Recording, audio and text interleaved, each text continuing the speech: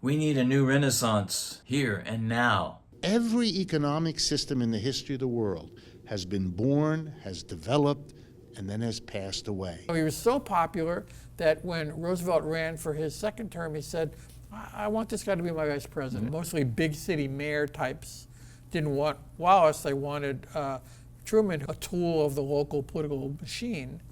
Public policy could itself become the captive of a scientific, technological elite. So many reasons why you should retain cash. It's offensive that the politicians believe that they have a right to all of your information at all times. 102 people signed this. This itself is evidence of the problem that this hearing was convened to address. This is an attempt to censor a censorship hearing. We actually have an economic emergency. The recovery's really been at the top. For most Americans, it's a struggle, and the jobs that have come back are low-wage, part-time, temporary jobs. What will it take to get millions more people actively involved in working on identifying, creating, and implementing solutions every day starting now? Real solutions do exist. I've talked about them a lot. We have a jobs emergency, and we have a climate emergency. We can only fix them together. It's all one whole, one universe, one consciousness. We need to stop dividing ourselves into these teams and find out, how we really connect, and stop listening to the news, stop watching television, and getting off of social media and having conversations with each other again. We need a new renaissance, something for the heart and the mind. We need to be talking to each other.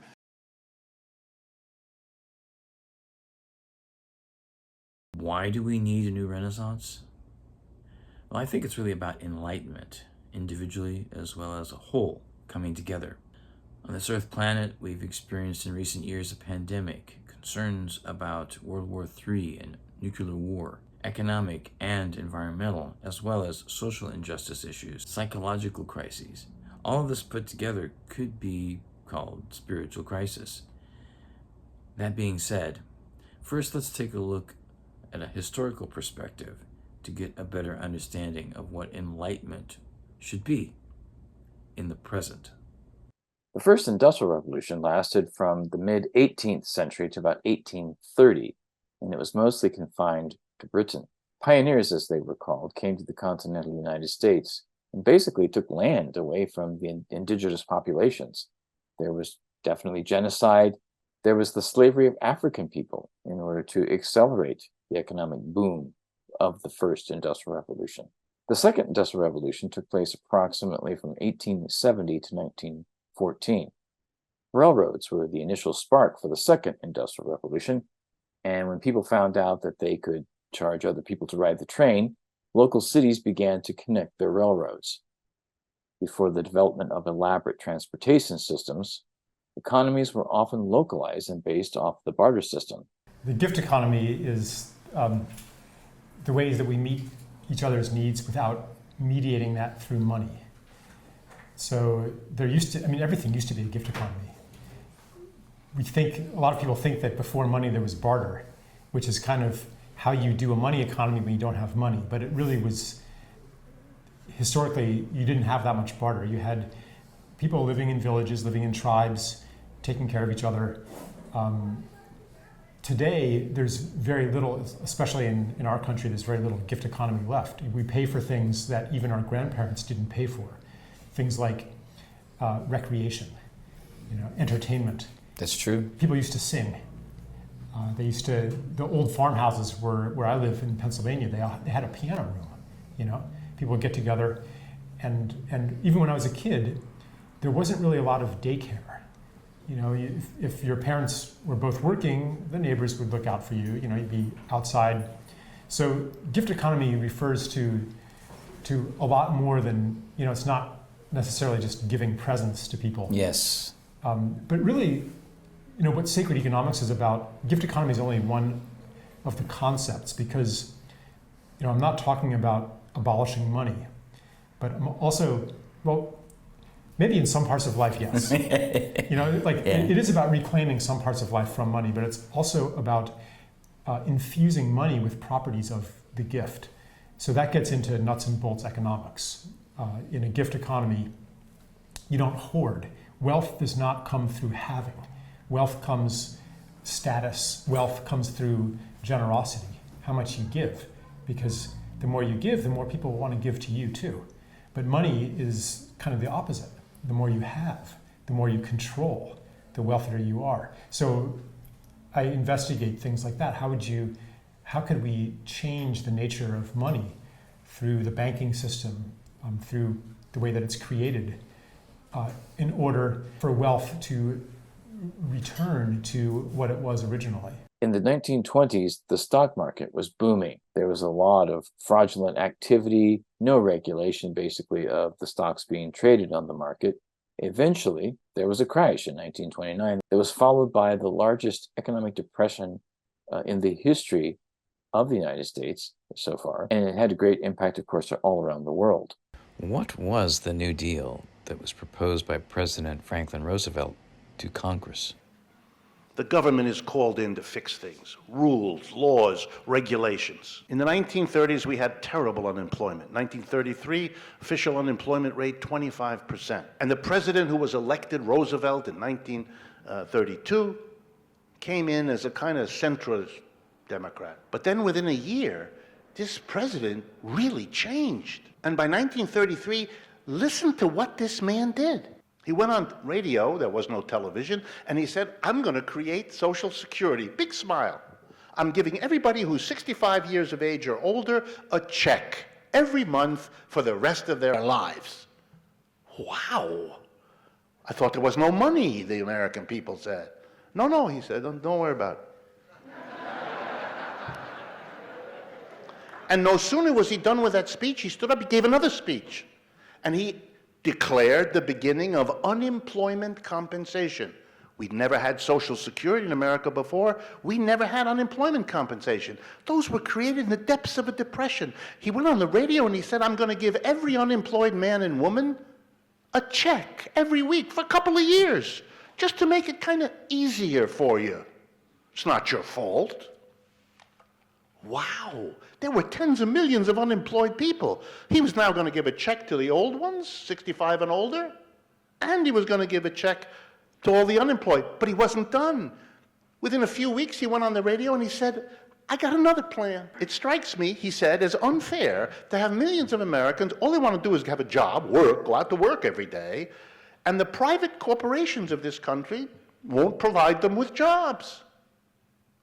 It seems to me the only reasonable thing for me to do is the government should provide them with jobs. Between 1934 and 1941, he created and filled 15 million jobs. The stunning reality of American politics today is not that we're not doing that. The achievement of American politics is no one even discusses it.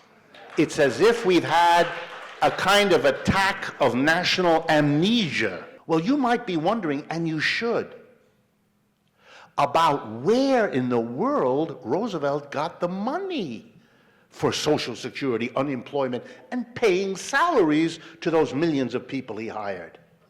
And I'm going to tell you now, you're not going to believe it because you live in a different time. He taxed corporations and the rich. So how did we get the New Deal in the first place? What made it happen was pressure from below. First, something called the Congress of Industrial Organizations, CIO.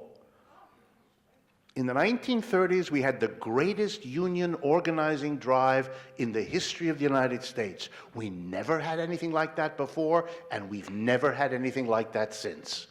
Millions of Americans who had never been in a trade union got together, joined the unions, because they believed it was their best chance to survive the worst depression capitalism had ever seen. Millions joined. We also had a powerful Communist Party, and we had two powerful socialist parties. And the Communist parties and the Socialist parties and the CIO, led at that time by the mine workers leader, John L. Lewis, worked together. And they went to Mr. Roosevelt as president, very politely, And they said, look, Mr. Roosevelt, we got these millions and millions of people that we've organized as union, socialist, communist, all that. And you got to do something for us. Because those of us that are unionists are telling you we're suffering terribly and no one's helping us. And those communists over there, they keep saying that if something doesn't happen, then we're going to do in America what those people over in Russia did, and that's scary. And they said that to Roosevelt, and Roosevelt was an astute politician. He knew they meant it because he could see what was going on. They had the millions of people.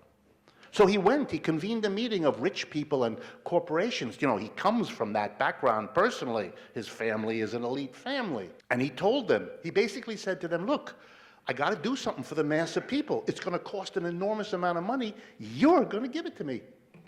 Because if you don't, you're going to lose it all. So you better give me some, because that's your only hope.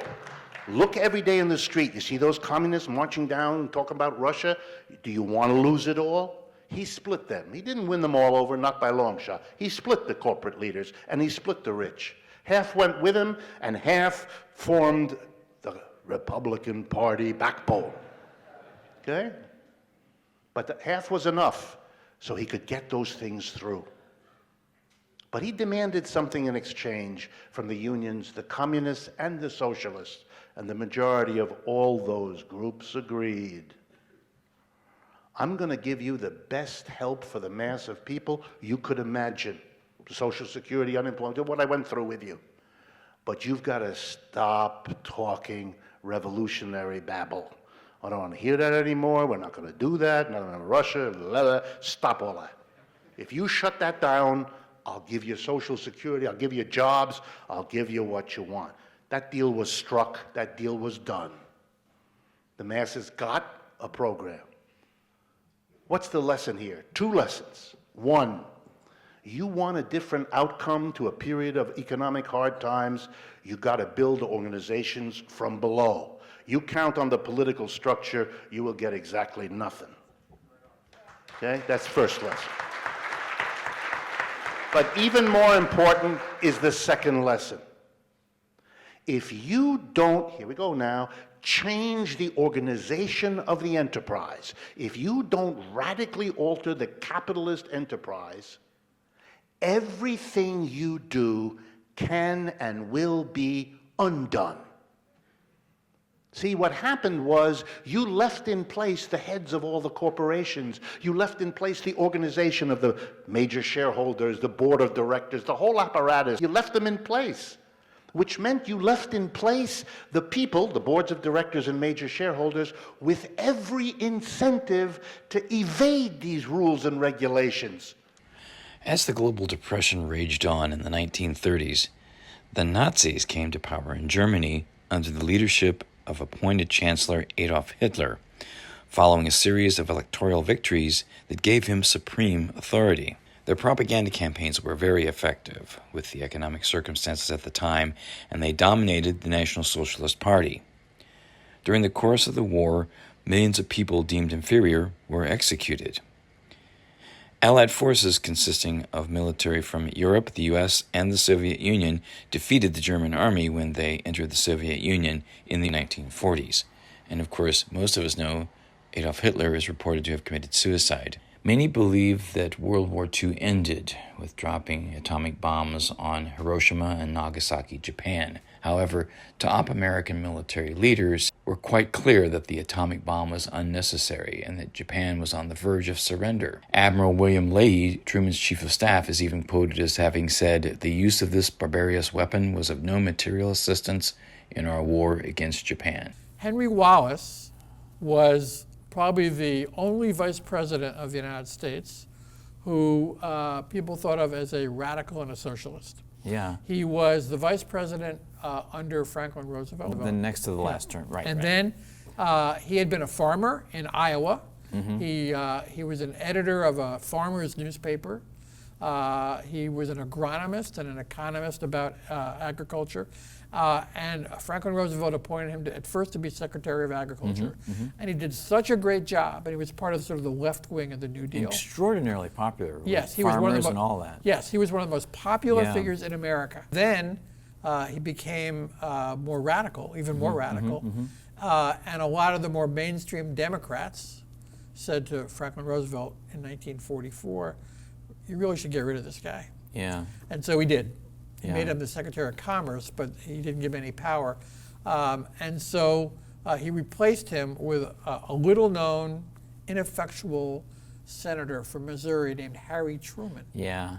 How did that come about? And didn't that transition happen at the Democratic Convention? It came about at the 1944 Democratic Party Convention, where the more moderate, middle-of-the-road, mostly big city mayor types didn't want Wallace. They wanted Truman, who had been kind of a hack politician in St. Louis, in Missouri, kind of a tool of the local political machine called the Prendergast machine. Yeah.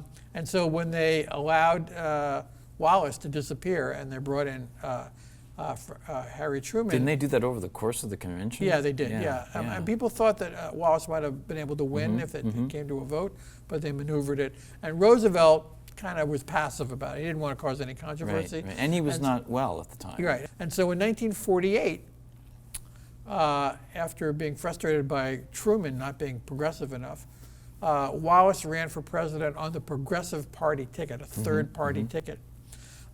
When he first announced, people thought, oh, he could do pretty well because he's a popular figure. But he got red-baited. People said he was a communist or was sympathetic to communism. And he had some very radical ideas. He believed in racial integration. He was pro-union. He believed that we should end the Cold War with the Soviet Union and find ways of mutual cooperation. And that's considered radical. Which was very radical back then during the Cold War. And so at the end of the day, he got 2% of the vote. And he disappeared from history and from history books. And so hardly anybody's ever heard of Henry Wallace. But for a number of years in the 30s and 40s, he was among the most famous public figures in America, widely revered. His books were well read, and he was an influential figure in the New Deal. And really in the history of our country. Yes, absolutely. But today, invisible. After World War II, in the 1950s, you heard the term lifting of the boats. In the United States, it's no surprise that there would be a booming economy. And for about 20 years, there was. Because after World War II, the three main areas of economic growth had been Western Europe, Japan, and the United States. And of course, Western Europe and Japan had been dramatically impacted by World War II, whereas the United States had not, except for Pearl Harbor. There actually had been no battle fought. So it was easy for the industry to continue and to have a booming period. So for 20 years, that was happening here in the United States. The middle class had grown significantly. Cost of living was low. People could afford houses and cars and good education, etc. Vacations. But the 1950s also had a downside. The military-industrial complex was building up. Eventually it would be 800 bases all around the world by the time we got to the 21st century. And all kinds of regime change wars, all in the name of democracy. Eisenhower warned about the military-industrial complex. From the President's office in the White House in Washington, D.C., we present an address by the President of the United States, Dwight D. Eisenhower. In holding scientific research and discovery in respect, as we should, we must also be alert to the equal and opposite danger that public policy could itself become the captive of a scientific, technological elite. While the country was beginning its 20-year boom, Senator Joseph McCarthy made history demonizing communists and socialists, the beginning of censorship. He has in his law firm a young man named Fisher, who has been for a number of years a member of an organization which was named, years and years ago, as the legal bulwark of the Communist Party. I want to say, Mr. Welch, that it has been labeled long before he became a member, as early as 1944. Senator, may we not drop this? I did you, I think, no personal injury, Mr. Cole. No, sir. And if I did, I beg your pardon. Let us not assassinate this lad further, Senator. You've done enough. Have you no sense of decency, sir, at long last? Did you know that Dr. Seuss's Green Eggs and Ham book was banned in China from 1965 until Dr. Seuss's death in 1991 for portraying early Marxism? Jack London's Call of the Wild was banned in Italy, Yugoslavia, and was burned by the Nazis in the 20s and 30s because it represents socialist ideas and it's considered too radical. Dr. Seuss's Yertle the Turtle was banned in British Columbia, Canada as recent as 2012 following a 2011 ruling that political materials must be kept out of British Columbia schoolrooms. John Steinbeck's classic The Grapes of Wrath is among top 100 books banned in America. Here's a short passage. There is a crime here that goes beyond denunciation. There is a sorrow here that weeping cannot symbolize. There is a failure here that topples all our successes. The fertile earth, the straight tree rows, the sturdy trunks, and the ripe fruit, and the children dying of hunger must die because a profit cannot be taken from an orange, and coroners must fill in the certificates died of malnutrition because the food must rot if not sold at a profit. And in the eyes of the hungry there is a growing wrath. In the souls of the people the grapes of wrath are filling and growing heavy for the vintage. Back in the 1950s, when you walked into a kid's bedroom, what did you see? Books, books, books basically everywhere. So what just happened? Well, back then, we had parents that nourished ingenuity. And now we have parents who nourish enough time for them to do whatever they want. Who cares about these kids? Your lives aren't affected by theirs. So that's what a lot of people's mindsets are right now, and that's one of the reasons why we don't have books anymore. Another reason why is innovation. For the first time ever, innovation is doing something bad, and that is making people dumber. What do I mean by making people dumber? Well, our new technologies like video games and other stuff like that has decreased the need for forms of entertainment that are educational, like books. Back then, they had nothing else to do, so, well, you got a big stack of books, why don't you read them? Now, we don't need books anymore because we don't have all these other forms of entertainment. Have you ever seen anybody who has become a very successful person because when he was a kid, he only played one thing, and that was video games? Usually, the successful people are the people who read books a lot. So we want to make sure that humans are as smart as can be for the far future. We need to bring books back now.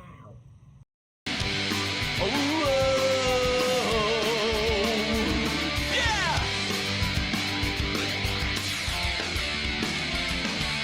When I can't make it to the movies,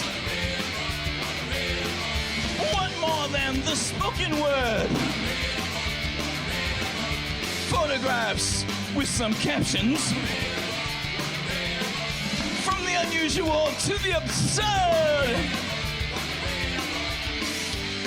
I'd like to read a book, write a song that has a hook, travel to exotic places. I want to read a book, but there's always a story to find, subject matter of any kind. Not just look at the pictures. I want to read a book.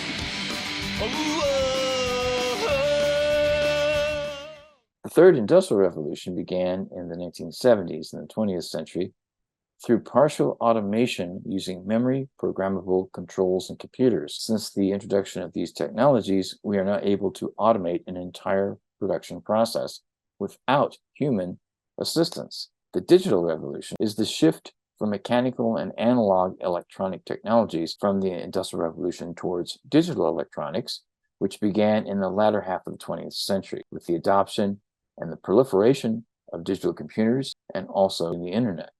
The Fourth Industrial Revolution is the current and developing environment in which disruptive technologies and trends such as the Internet of Things, robotics, virtual reality, and artificial intelligence, AI, are changing the way modern people live and work.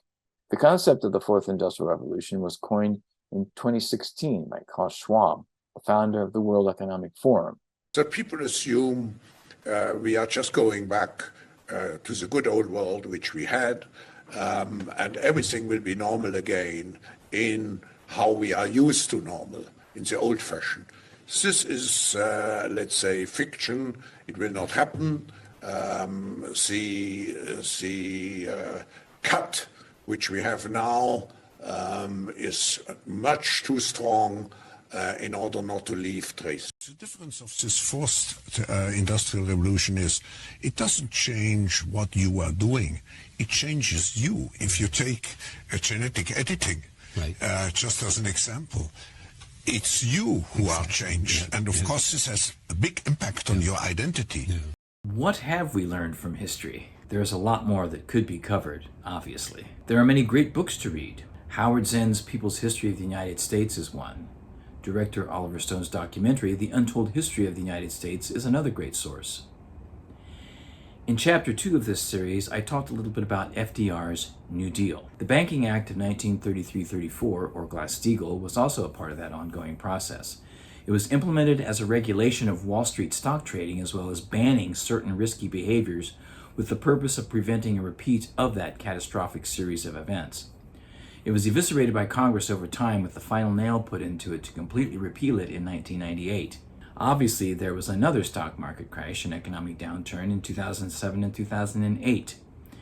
If you want to learn more about that debacle, you can check out my documentaries Roots of Society and the Enlightenment of Solutions, as well as The 99% Movement and Occupy Wall Street. Wall Street definitely needs some enlightenment. It should be noted that Senator Joseph McCarthy in the Senate hearings from the 1950s never actually proved anything about nefarious or authoritarian infiltration into the U.S. government. In fact, his opportunism, misrepresentations, and mischaracterizations were exposed by legendary journalist Edward R. Murrow. That being said, censorship and what he is known for is still prevalent in our culture. Decades later, there is still a limited focus on certain political views as only being authoritarian or even totalitarian, while ignoring or marginalizing enlightened figures such as Eugene Victor Debs or FDR's Vice President Henry Wallace, only two examples. One of the most revered, well-read critics of capitalism, Karl Marx, has been demonized with limited perspectives about his entire life's work. It depends on what one chooses to focus on. For instance, some people may be shocked about what ancient Greek philosophers Plato and Aristotle felt about man-made economic ideas such as markets. No person should ever be put on some kind of pedestal. As I always say, I don't agree with anyone 100%, not even myself, because I'm always learning. I do feel that it's important to always have an open mind, heart, and soul. The author of the First Amendment definitely had some enlightened ideas when it comes to freedom of speech, for example. Julian Assange, Edward Snowden, Chelsea Manning, and the late great Daniel Ellsberg are great examples of advocacy for free speech. Then there is what President Dwight Eisenhower coined the military-industrial complex. With a history of regime change wars created in numerous places around the globe since the 1950s, the creation of over 800 military bases, and an annual budget that's almost $1 trillion now. There are major concerns about World War III and a nuclear war in the 21st century. Enlightenment is needed in the U.S. now. Real peacemakers in our world, past and present, are enlightened individuals. Don't be fooled by those who are trying to rewrite history. Gift economy did precede barter, and barter preceded money. Mutual aid projects are great ways to help each other out and create exchanges between individuals and in communities. These are examples of enlightenment. In the next chapter, we'll go into more detail about the fourth and fifth industrial revolutions. We'll look at basic necessities, environmental and economic ideas in a new renaissance. We'll look at thoughtful ways of community living. We'll look at psychological concerns in society, and even enlightenment in music, the arts, conversation, healthy lifestyles, and spiritual awakening. Each and every one of us is a part of this. We also need to have some fun and enjoy each other's company. Let's focus on complete enlightenment, individually and together. Now, let's talk. This is Dan, Nowman, Niswander.